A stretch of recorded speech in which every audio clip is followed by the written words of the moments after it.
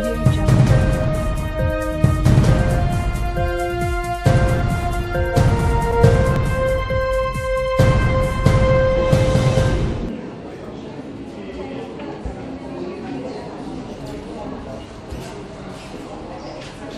bonjour, je suis Jean-Pierre Debonneau, consul honoraire de Malaisie. Je suis très heureux de vous présenter cette 3e édition de Consulart. Alors, Consulart est une idée qui a été mise en place par le service international de la mairie de Marseille, et notamment par Françoise Petit, qui est portée par notre ami Jean Roata. Et en fait, tous les pays représentés, vous savez que Marseille étant la 2e place diplomatique après Paris, c'est le corps consulaire de Marseille étant le plus important avec 71 consuls. Donc chaque année, les consuls présentent une œuvre, que ce soit une peinture, une sculpture, ou à l'occasion de cette 3e édition, on a ajouté évidemment tout ce qui est artisanat, puisque nous sommes dans la maison de l'artisanat. Donc aujourd'hui, pour cette 3e édition, 90 œuvres sont représentées, qui représentent 45 pays parmi les 71 représentés à Marseille. Nous avons mis l'accent cette année sur 2 pays. L'Égypte, bien sûr, puisque c'est le 10e anniversaire du jumelage avec Alexandrie et Marseille, et l'Estonie, car c'est le dernier né des consulats à Marseille, le 71e, qui a été créé, ouvert officiellement il y a quelques semaines. Donc aujourd'hui, avec la visite du ministre de la Culture de Roumanie, c'était l'occasion pratiquement de clôturer cette exposition, qui a vu passer depuis donc début juin 5000 visiteurs, donc c'est dire le succès de cette exposition. Elle est bien entendu présente des artistes divers et variés dans leurs œuvres, dans leur conception, dans leur philosophie. Et c'est bien, ça montre bien que Marseille est bien la porte du Sud, c'est la porte de l'international. Et donc c'est pour ça qu'aujourd'hui, autant de visiteurs viennent pour admirer l'ensemble des tableaux et des œuvres qui leur sont présentées. Je vous remercie. Bonjour, Bogdana pour Marseille Provence Télévision. Est-ce que vous pouvez vous présenter? Mais bien sûr, avec grand plaisir. Donc, je m'appelle Bogdan Stanojević et je suis le secrétaire d'État au ministère de la Culture de Roumanie. Quels sont vos projets entre la Roumanie et la France? La France et la Roumanie sont liées depuis fort longtemps.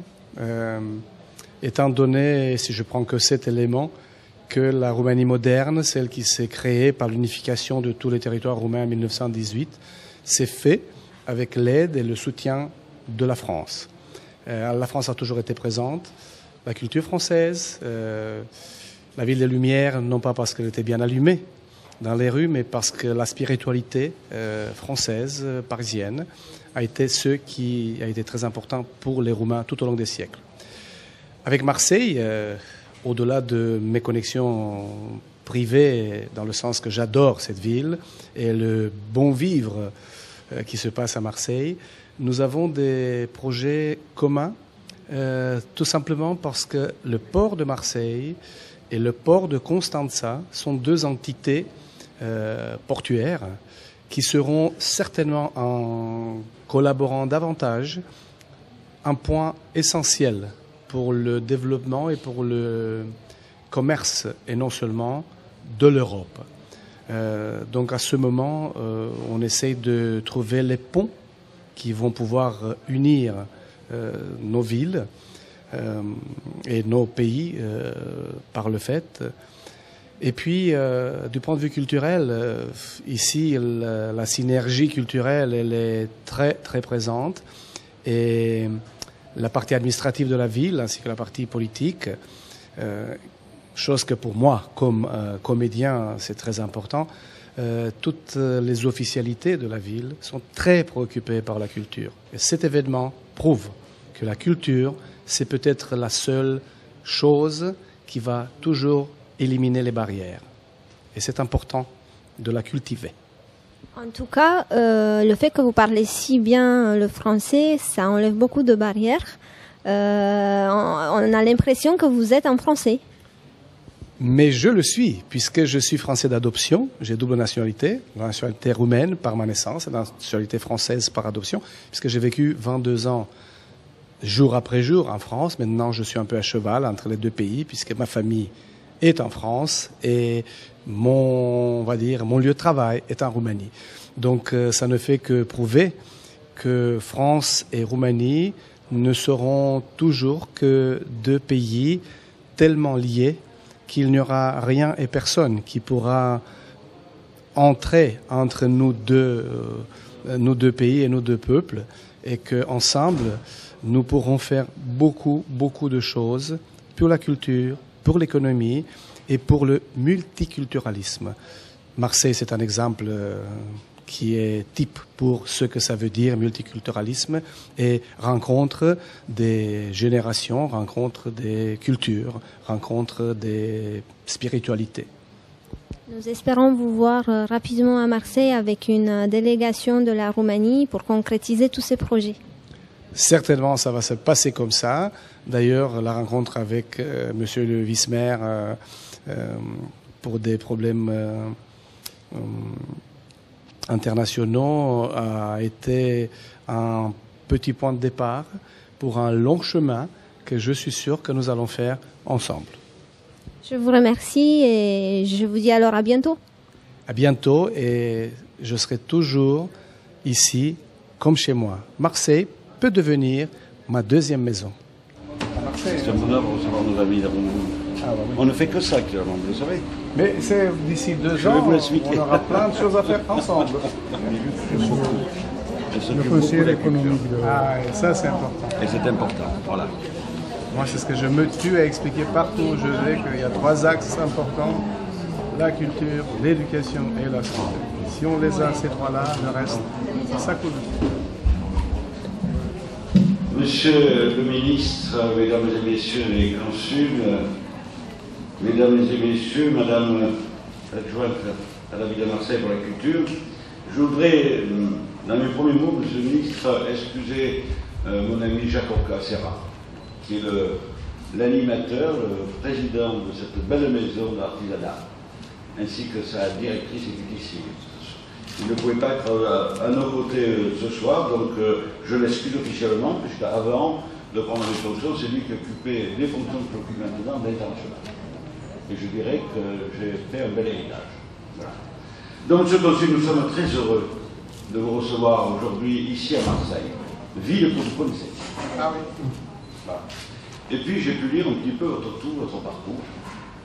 C'est extraordinaire, madame, puisque monsieur le ministre, avant d'avoir ses hautes fonctions, eh bien, est comédien.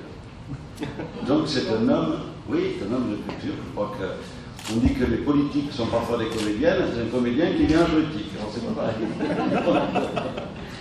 Et puis, je dois dire, monsieur, ce qui nous fait plaisir de recevoir nos amis, je viendrai juste en terminant, que je vais être très rapide parce qu'il fait très chaud, mais la joie que nous avons de venir à Marseille pour voir cette belle ville. Je suis Marseillais. J'aime ma ville jusqu'au bout de mes ongles. Je dois dire que je protège cette ville. Et cette ville est tellement belle que même en tant que Marseillais, je suis né à Marseille. Tous les jours, je la redécouvre. Et c'est merveilleux d'avoir cette passion. Et je dois dire que depuis quelque temps, la ville de Marseille reçoit énormément de monde. Des personnalités de tous bords, de tout pays. Aussi bien le Premier ministre chinois qui était à nos côtés il n'y a pas longtemps, et je vais vous raconter une anecdote rapide. Le ministre, bien sûr, a couché dans ce bel hôtel, l'Intercontinental, et puis la télévision chinoise a annoncé qu'il était à Marseille, et madame la directrice, dans la seule nuit, elle a reçu 300 petits mails pour des réservations. Le volume chinois, c'est important. Oui. Donc, je crois que Marseille se développe comme ça, et je crois que, et quand le maire de Marseille, Jean-Claude Gaudin, le sénateur-maire, m'a confié la responsabilité de l'international et de la coopération méditerranéenne, pour moi ça a été plaisir, puisque depuis des années je m'occupe de la Méditerranée, mais je n'avais pas l'ensemble, c'était M. Rocca-Serra, et je dois dire que c'est une passion, et j'ai quitté le Parlement après 28 années, et maintenant je ne fais que ça. Je suis à plein temps.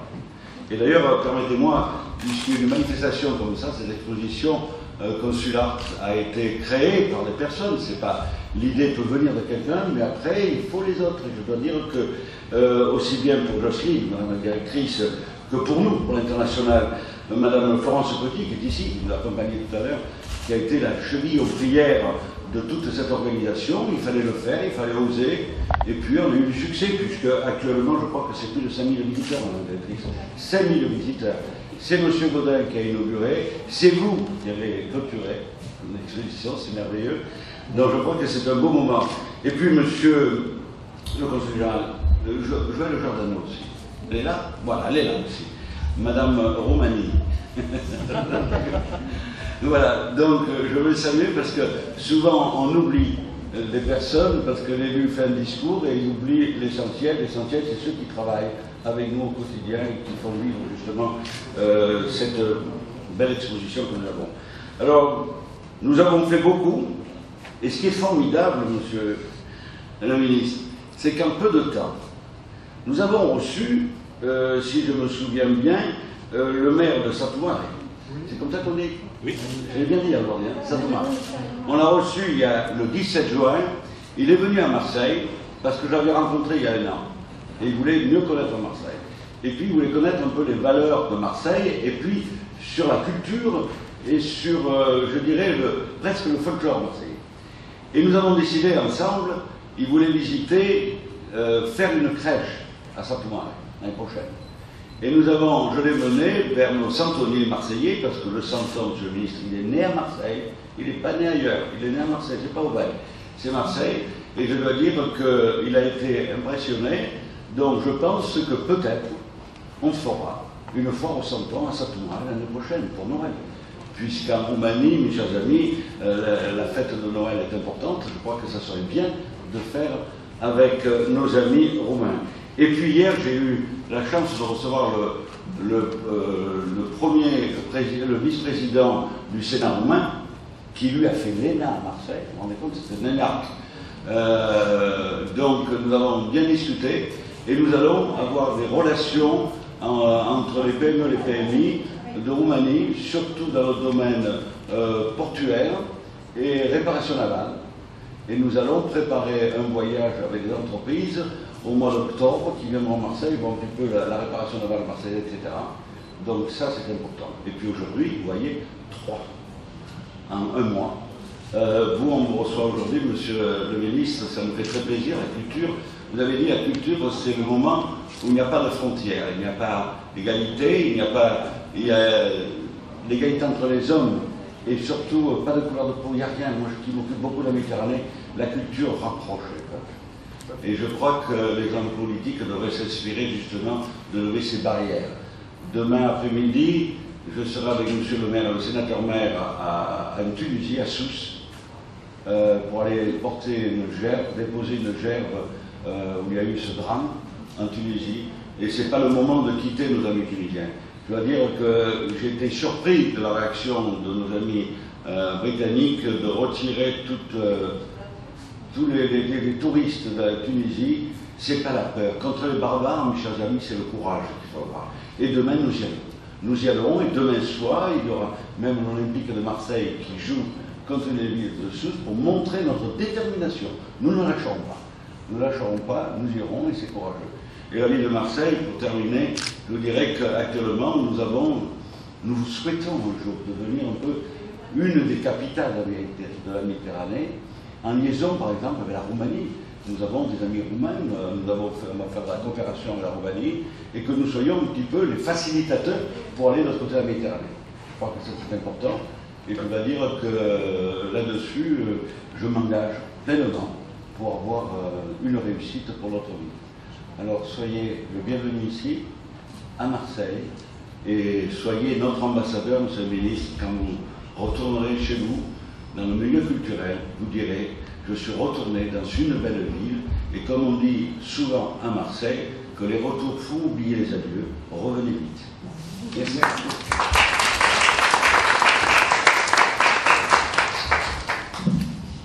Merci. Monsieur le ministre, monsieur le consul, monsieur l'adjoint aux relations internationales, il est vraiment aussi mon ami, et je dois toujours rappeler combien c'est un plaisir de travailler avec lui. Voilà. Et je crois qu'il a tout dit. voilà, la culture, sa place dans ce monde en ce moment dur et difficile. Et travailler comme ça à l'international, lier des liens, continuer à avancer ensemble, c'est certainement en tout cas une très très belle mission et c'est même un devoir. Donc j'ai été particulièrement heureuse de participer pour la 3e fois avec Madame Grindorge à la sélection de cette exposition et la sélection des artistes qui sont accrochés ici.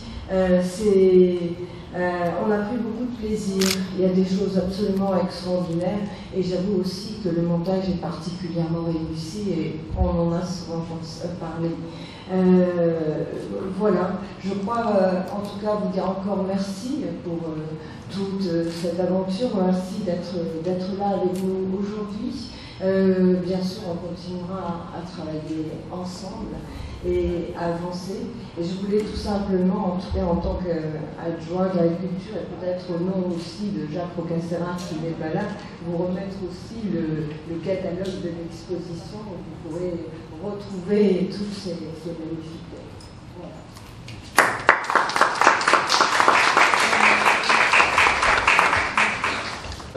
Je veux vous remercier pour le fait que vous m'avez fait cet honneur de m'accueillir ici.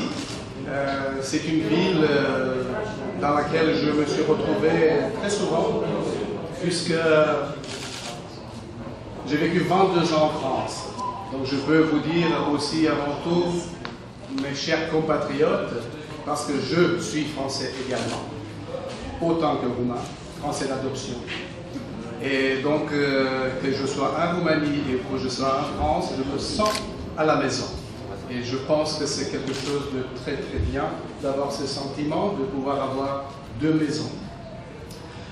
J'essaie de faire un petit, je ne vais pas dire discours, mais quelques pensées pour vous parler de ce qui nous lie depuis tant d'années, les Roumains et les Français.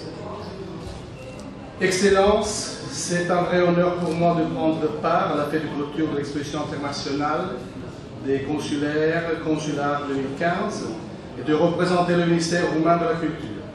Dans cette qualité, permettez-moi tout d'abord de saluer les organisateurs de cet événement, tout comme les missions diplomatiques qui ont fait possible cette rencontre des cultures dans un lieu chargé d'histoire. C'est aussi un plaisir de redécouvrir Marseille, enrichi par l'expérience de la capitale européenne de la culture 2013, une ville qui se fait remarquer par une association unique de styles, de couleurs, de culture et d'expression artistique. Marseille pourra sans doute constituer un exemple pour les villes roumaines qui posent leur candidature au titre de capitale européenne de la culture pour l'année 2021. C'est une réalité assez souvent affirmée, le fait que les expressions culturelles et le multiculturalisme représentent une des caractéristiques du présent et surtout du futur.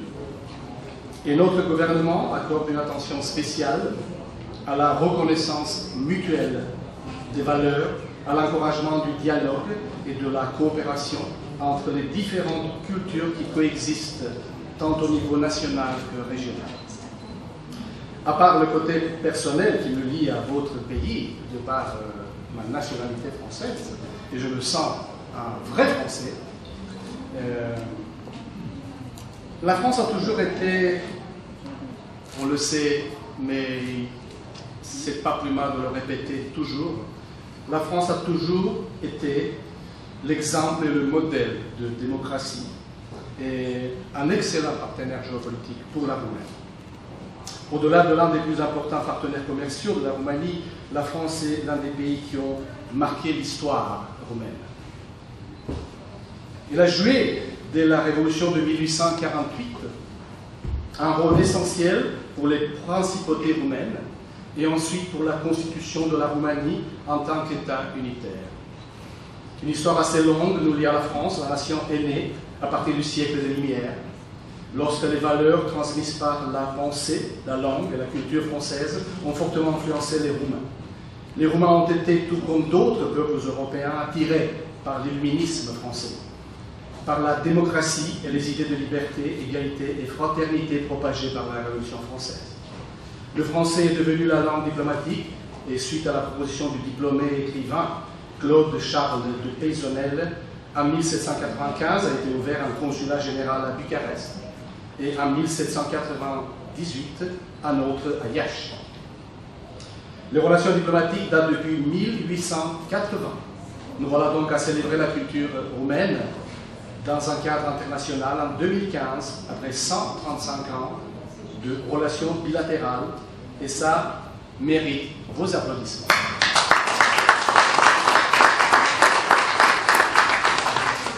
Le soutien de la France a été essentiel dans le processus de création de l'État roumain moderne à la moitié du XIXe siècle. La Révolution française a eu également des échos à Bucarest et a conduit à l'abdication du prince régnant George Bibescu en 1848. Les premiers Roumains, à qui donnent les bases des relations historiques avec la France, ont les représentants de la génération 48 ans. Je vais citer quelques-uns: Ion Ghica, Alexandru Ioan Cuza, Dumitru Brătianu, Cea Rossetti, Ion Brătianu, Nicolae Vlcescu et Mihail Pogălnicianu, qui ont poursuivi leurs études en France et ont contribué de manière significative au soutien des aspirations roumaines par la France. Par ailleurs, Pogălnicianu a été notre premier représentant diplomatique à Paris. L'une des principautés roumaines et l'union des principautés roumaines et l'élection d'Alexandru Ioan Cuza en 1858, ainsi que le couronnement en 1866 de Carol de Hohenzollern ont été possibles aussi grâce au soutien de la diplomatie française. Un autre moment très important dans l'histoire du peuple roumain porte l'empreinte de l'action française au contexte de la Grande Guerre. L'entrée de la Roumanie dans la Première Guerre mondiale, après une période de neutralité, du côté de l'Entente, a envisagé justement la réalisation de l'unité nationale. Par le traité d'alliance signé en août 1916 avec l'Entente, la Roumanie s'est vue reconnaître et le droit d'unir les territoires roumains de Bucovine, Banat, Transylvanie, Crișana et Maramureș. Au 1er décembre 1918, dans le cadre d'une grande assemblée nationale, des Roumains des Transylvanie, Banat, Crișana et Maramureș, aujourd'hui les régions du centre de la Roumanie, de l'est et du nord du pays, ont été convoqués à Alba Iulia. Les 1228 délégués des Roumains de ces territoires, se trouvant jusqu'alors dans l'Empire austro-hongrois, ont adopté à l'unanimité la résolution qui prévoyait l'union des Roumains de tous les territoires habités avec la Roumanie. La décision du 1er décembre 1918 de l'Assemblée de Alba Iulia couronnait les efforts de la lutte de tout peuple roumain par l'unité de la nation. En signe de reconnaissance, après la guerre, le général français Henri Mathias Berthelot, le chef de la mission militaire française à Bucarest, a été décoré et ensuite il a été élu membre d'honneur de l'Académie roumaine. Et maintenant, je vais passer un peu sur les Français en Roumanie. C'est sous l'influence de la culture française et de l'architecture parisienne que les autorités ont confié les grands travaux publics à des architectes français, de Bucarest devenant ainsi dès la moitié du XIXe siècle le Petit Paris. Je dois préciser aussi que le premier architecte français qui a rempli sa fonction à Bucarest a été Michel Saint-Jouan, auteur de quelques extraordinaires palais du prince Știre, à côté de Paul Gauthiereau, qui a construit la salle du trône du palais royal de Bucarest, le palais de la fondation universitaire Charles Ier, à côté de l'architecte Albert Gailleron, qui a conçu l'Athénée roumain, et Théodore Balu, qui a élaboré les plans du palais de justice de Bucarest. Les grands artistes français ont fortement contribué à l'image de la ville de Bucarest, telle que l'histoire nous l'a présentée et telle qu'on a connue encore aujourd'hui. Parmi les personnalités roumaines qui se sont affirmées dans la culture française, je rappellerai la poétesse Anne Brâncoveanu de Noailles, une des plus grandes poètes françaises, mais peut-être que sont peu ceux qui savent qu'elle avait des racines roumaines. La comtesse de Noailles a remporté le Grand Prix pour la littérature de l'Académie française et a été la première femme qui a reçu la Légion d'honneur au grade de commandeur au début du XXe siècle.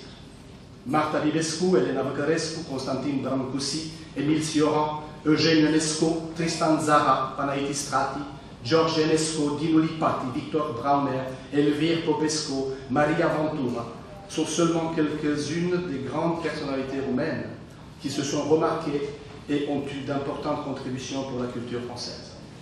L'empreinte que le sculpteur Constantin Brancusi a laissée dans l'art européen fait sans doute très difficile l'essai d'exprimer sa contribution dans le renouvellement de langage et de la vision plastique de la sculpture contemporaine. Les études dédiées à la création de Brancusi affirment que son art constitue l'une des sources des idées essentielles sur laquelle est bâtie la civilisation visuelle du XXe siècle. Le Roumain Henri Coandă, avec le soutien de l'ingénieur Gustave Eiffel et du savant Paul Painlevé, a construit en France le premier avion à réaction. En parlant de l'architecte Gustave Eiffel, il faut vous rappeler le fait que la tour est faite en acier apporté de Reșița, une ville roumaine, une ville du sud-est de la Roumanie. Et de plus, il semble que la technologie de construction du géant parisien a été inspirée par l'ingénieur roumain Gheorghe Târculescu. Dans l'aspect diplomatique, il est plus que nécessaire de rappeler Nicolae Titulescu, surnommé le ministre européen, plusieurs fois ministre des Affaires étrangères et président de la Société de Nations. On envisage pour le futur proche la mise en œuvre d'un projet culturel d'envergure, roumaino-français, en 2018, afin de célébrer en Roumanie et en France le centenaire de la création de l'État roumain moderne à travers la Grande Union du 1er décembre 1918, une image plus que proche de la réalité en Roumanie. Et permettez-moi, pour finir, de remercier par vous à l'esprit français, à la population française et à tous ceux qui, tout au long des années, que ce soit dans le siècle dernier, que ce soit en 1989, à l'époque des événements de Roumanie, à tous les Français qui ont été de cœur, d'âme et de corps très près et très présents en Roumanie. Et longue vie à notre amitié, longue vie à cette belle maison France-Roumanie. Merci.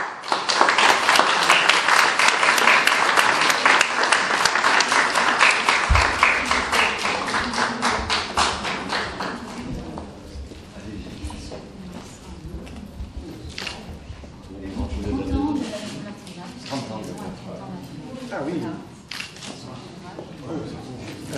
Un petit bout de, on va dire, de la spiritualité roumaine, un petit bout du folklore roumain. Un folklore que j'ai retrouvé, enfin, du moins des grandes ressemblances en Corse. Donc peut-être que quelque chose de beaucoup plus loin nous rapproche aussi. Et je voudrais vous présenter une petite fille. Viens ici. Et ben voilà, cette belle fille, non seulement va vous enchanter par sa présence, mais aussi par sa voix et par ces quelques bouts de musique du folklore roumain. Ești gata? Yes. I-am cu Nicoleta Cristiana Andrada. Et voilà.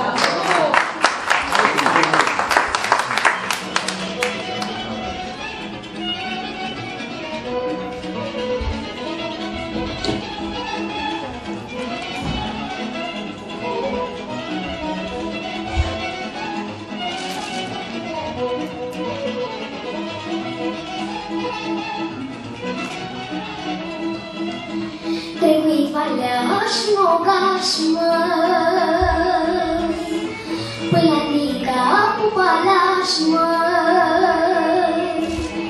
Trebuie valea-șul colic, să-l văd pe nana un pic, să-l văd pe nana un pic.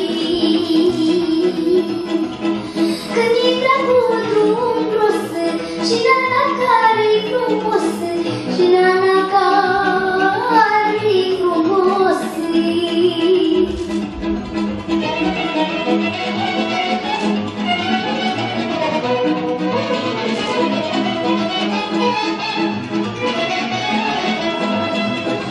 Multe de-a-lunguri sărbători, măi, pentru ochișorii lui, măi.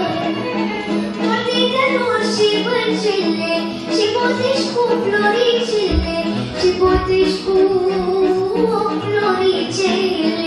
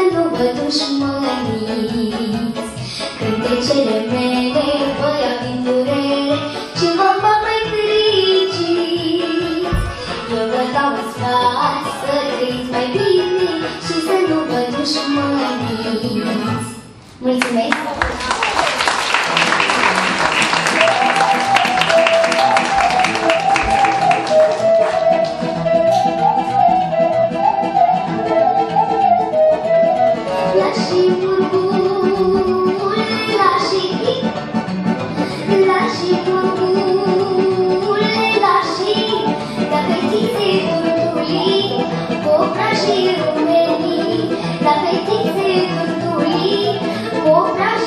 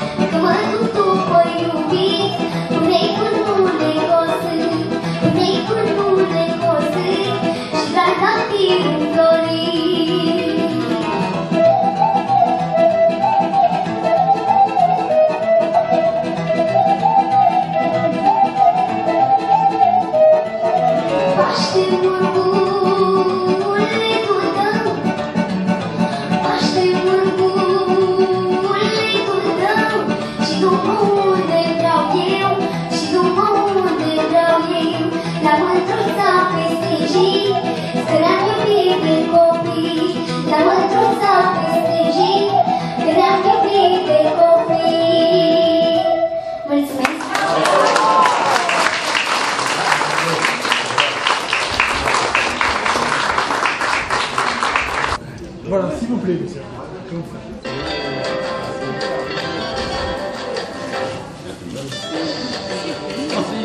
tényleg high school-nek is tartják.